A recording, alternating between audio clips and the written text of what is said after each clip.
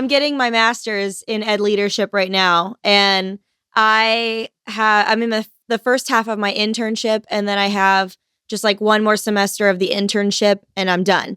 And that is something that like I love hearing other people's perspectives on like good administrators that they've had. Yes. And because I feel that same way. Like my administrator right now, unless you're doing something you shouldn't be doing or you're not doing something you should be doing, she's going to leave you alone and let you do your job.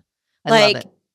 It's great. She doesn't micromanage. Like if you need her help, she's there. She understands that life happens and sometimes you're going to have to, be flexible with your teachers about, letting them maybe leave a few minutes early to get to an appointment or, if it's an emergency situation, helping them get coverage quickly so they can go. Like go to see their child's recital in kindergarten. Or the winter program in third grade. Yes.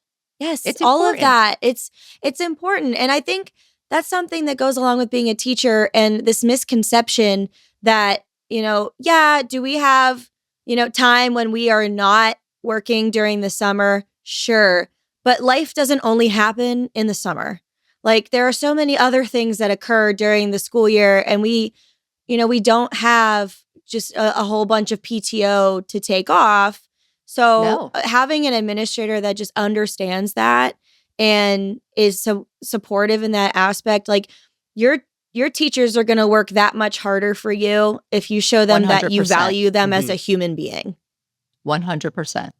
And I think that goes for any boss. Yeah, I've never gotten the micromanager like style of leadership. You've been very lucky. I've indirectly had to deal with that, and even indirectly, it was just a pain because it's just I never got it because like if I was like I don't want to micromanage somebody. Yeah, it's just annoying to do that, and then to do that with no cause is just insane to me. And then like the other thing too is like we had indirectly I had to deal with it one time in my like professional career, and it was to the point where like something happened and this boss was just like, oh, I want asses in seats from 8:30 to 5 every day. Oh. And like the problem with it was like something came up in her life where she had to start missing and everything. And then like the staff was kind of like getting mad with her because like, hey, you want us here from here to here, but you're never here. So what's the deal? And it's just like, I think when you get on that train of like micromanagement and that really authoritarian like leadership style, the hypocrisy just flows. And because like life happens and like when it affects you, you're real like people like that are like, oh, well, like it's like my mother's sick or something, so I have to go take care of it. And it's like, hey, you're like the people you're leading are dealing with the same thing. Life never stops 100%. For any of us. So, and that's the bizarre part about teaching is that being absent is way more work than going into work.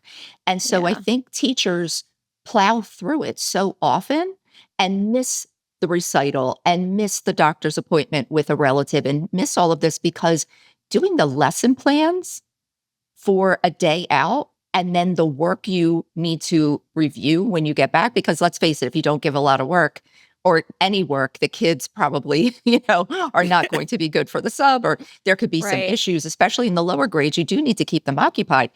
We just kind of plow through everything just because it's easier. Yeah, it is. And that's a weird way to live. It is. And I have tried to be better about that over, the last few years of my career. Just that mindset of like, your job would not hesitate to find someone to replace you if you died tomorrow. So, like, if you have something you have to deal with, take the sick day. Yes. And deal with your mental health, deal with your physical health. Right. If you just need a rest day, rest. Like, it's okay. Like, I get that it is stressful though, because the world doesn't stop turning when you take off work as a teacher. And I know other jobs are also like that, but there's just something like about having to plan out the entire day. Like when you wake up sick and you're throwing up in the morning and you have to sit there on your computer and write sub plans at 5 a.m. Yeah. Like it's miserable. It's miserable. I've done them when I've woken up at 2, 3 o'clock in the morning with a sore Yeah. throat. And I sit there bleary-eyed, typing out detailed plans of what has to be Yes. done. And, I made a video not too long ago where I took my mom to Wake Forest, North Carolina, to visit my stepsister, her daughter, and granddaughter. And while we were there, I was walking around, and it was a random Monday in October. And I said, if I were a teacher, I probably would have said no to this vacation because I would have been leaving on a Sunday night. I would have missed Monday and Tuesday. I would have come back on a Wednesday with frenetic energy, trying to catch up with everything and trying to put out the fires that might have started. And I said, and I made a TikTok about it. I was casually walking around a gorgeous neighborhood on a Monday in October. And I said, one of the things that I didn't realize about teaching until I fully stepped away was the amount of energy that just happens when you have 1,200, 1,500, 2,000 human bodies in a building. Yeah. There's always movement. There's always questions. You're on, as a teacher, you're on all the time. Yes. And people say, well, what about your prep period? I was like, have you heard of coverages? Have you heard of meetings? Have you heard of trying to copy something and go to the bathroom? Kids staying late. Can I talk to you for a second about, I don't understand this. Oh, okay, sure. Yeah. So it's just that constant contact. 1,000%. It's like, you're just, I don't know how fast like our brains have to be firing to make as many quick thinking choices that we do throughout a day of teaching. And I know there's going to be somebody that's going to say, well, other jobs do that. Have you tried being like a doctor or a surgeon? I can only speak from the perspective with which I have. And that's being a teacher. I know there are other jobs out there where this is probably a similar mindset, or, you can relate to it. If that's the case, let me know down below. Cause I mean, we can support each other, but it's rough. But we're talking about thousands of bodies with us. And that's different. So if you're in an office, like my boyfriend's a lawyer, he has an office, he has a secretary who sits right outside. He picks up and goes to lunch out at a restaurant. And I'm like, what do you mean? You go sit down at a restaurant and have lunch with, and he's like, yeah, when do you eat lunch? And I was like, at my desk, I shove a protein bar in my mouth in 5 minutes.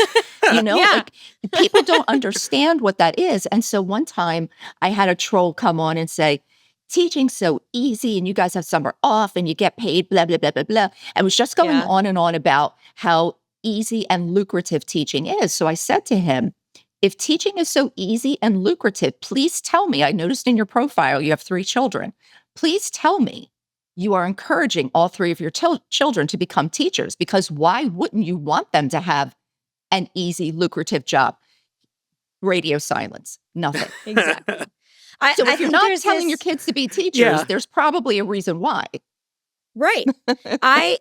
I'm going to clear this up for everybody who might not know this, okay? Because I hear this all the time. Whenever anyone hears a teacher even remotely complaining or saying something, like venting about their job, the immediate argument is, well, you get all this time off and your job is so easy.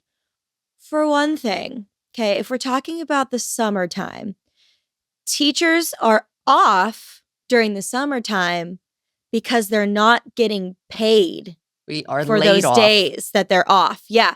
We might be getting a paycheck during the summer, but that's because we're getting paid for the 180 days that we taught during the school year, and they're spreading it out over 12 months. So we have a paycheck. Some school districts I know don't do that. They just... We don't get paychecks in the summer. Oh, okay. Yeah. Like our school district, we do. Our last paycheck is June 30th. And then our first paycheck is September 15th. Hey, you. Hey. I love that shirt you're wearing. And you know what would go great with that shirt? What? A nice big virtual hug. And you can get that by hitting some of these buttons down here. Subscribe, like, comment. We'll give you a big old virtual hug. Thank you so much for listening, and we will see you guys next Wednesday. Bye. Bye.